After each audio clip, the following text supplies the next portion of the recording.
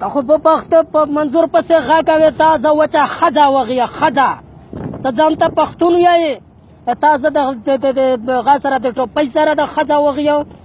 تا زه د کمبلې سره ښځه وغږیم تا چې د خبرې کوې تا ښځه وغږیم تا د پښتنو والي سره ښځه وغږي ته لوړ پښتون یې نه ته د رنډې زوی یې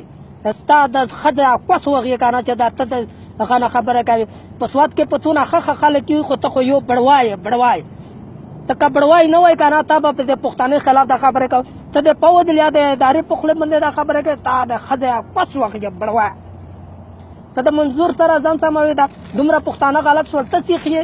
ستا د ښځې کوس وغږي بړوای زویه تا د خور د مور پنه وغږي که نه خو دا د بخ لوی دی چې که نه وزیرستان او اوس وسلې غاتلې دي که نه کنې د ستا ښځه به دلته خلک غولې وه که نه ته بړوای یې بړوای ته خالي خبرې کوې که نه په پیسو باندې د عشق ګلالې غوندې بړوای یې تا پلور هم بړوای دی تا ښځه هم بړوی دو ستا خور هم بړوی دو ستا خور مور هم وغږي د تو زه وچه خاندان هم وغږي تا د خور د مور ملنګ جان ده هم وغږي چې دا ته یې په ځان بولې که نه د تو زه دا تو زه دا دوړې وغږي ده تو زه دا برت وغږي ده بغیرته ته لوړ پښتون یې نه